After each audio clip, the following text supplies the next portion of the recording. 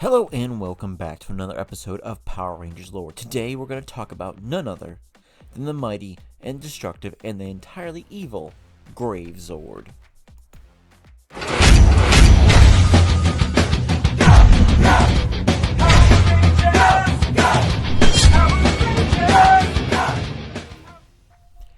Now, the Gravezord is a very interesting Zord. It is the chimeric kit bash of several dead Zords put together and combined to this ultra destructive evil Zord meant to slay whatever resistance there was in the world of the Coinless, piloted none other than by Kimberly Hart, or as that universe knows her better as, the Ranger Slayer, a brainwashed personal assassin of none other than Lord Drakkon himself.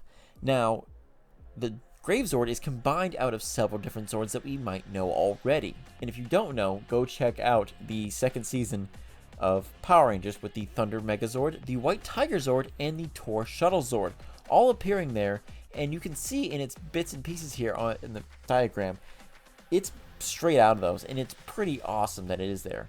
Now, why is that such a bad thing? Because, well, Billy in other TV shows has come and he's made other Zords out of the remains of these Zords. Now, I don't think that Drakkon waited for those Zords to basically die off. And mind you, the Tor Shuttle Zord is a sentient Zord that it was made out of a turtle and somewhat still a living creature.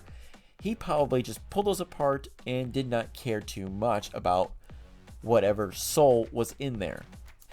Now, it would first appear in the comics of Go-Go Power Rangers issue number 9 in a deactivated state, basically offered to Rita Repulsa to basically use it against the Rangers, and she offers to recharge it, never realizing that it is going to be ever used against her. And why would it? It's basically, she never sees past her own pride.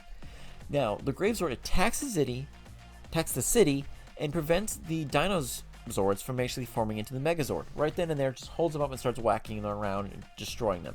Now, at the same time, it is realized that the Gravezord is a distraction to keep the Rangers occupied, while the person piloting it is not actually inside the mech itself, but instead it is the Ranger Slayer sneaking into the command center while doing some quick little maneuvers and overall piloting autopilot commands. So it just shows you how strong the Gravezord is, that it can take on the Zords without any issue of having a pilot.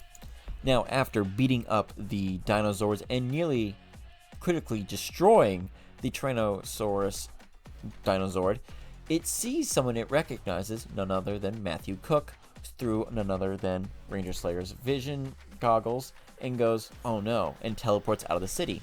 Now, soon after, the Ranger Slayer herself is broken free of the spell that is put on her by Lord Drakkon, and she becomes an ally of the Rangers soon after. The Gravezord is repaired by the Ranger Slayer and assists the Megazord and combines with it to fight off two Mega Monsters after that. It would then teleport to parts unknown while the Ranger Slayer goes back on a quest for vengeance against Lord Drakkon, but would show up again in, I believe, it would the Beyond the Grid battle, as well as the Shattered Grid near the end of it, when there's a big fights going on there, but would definitely be the last fight would show up in the zombie battle of Rita's zombie army, but being destroyed by zombie Goldar, with its head being ripped off by none other than this zombified Goldar. Now, that would be the ultimate sacrifice that this Zord would have to make, but it went out with a bang. I would have to say it redeemed itself after being used as a pawn of evil for so long to basically fight against the forces of darkness in the end and sacrifice itself to stop this zombie army. And that is all so far what we have about the Gravezord.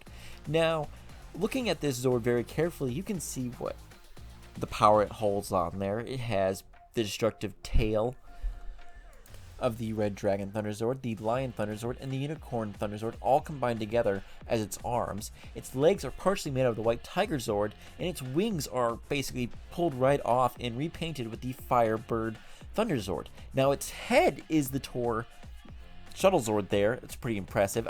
They used the entire head for that. And the horns on there are from the Red Dragon Thunderzord. Its chest piece is the White Tiger Zord. So there's a lot of pieces here and there that it's all put put in there, and the system itself is said to be designed straight from the Thunder Zords themselves. Nothing to do with the White Tiger Zord or the Tor Shuttle Zord.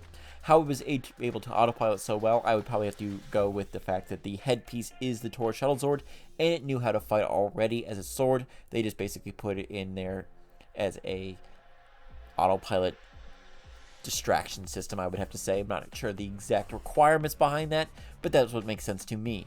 Now, this thing is pretty badass looking in all senses of the version, and I hope there is a toy out there one day comes out for it, because I would love to have it. But currently I don't think there is one. They need to put some more stuff out there for this thing. Now, will we see more Zords like this, Kit Bash Zords, from the comic book series? Probably. We'll probably see a lot more different things going on there. But what is your guys' opinion of the Gravezord as we go? Do you think it is an evil concoction born out of the blasphemous dark magic of Lord Drakkon himself? Or was this completely fine? It was a good Zord, just piloted by a bad person at the time who was redeemed later on. Now, if you have to say it's a complete evil Zord, you're going to have to question about Billy's use of other Zords from the past, especially if he used pieces of Tor's Shuttle Zord, as well as a few others to make future Zords.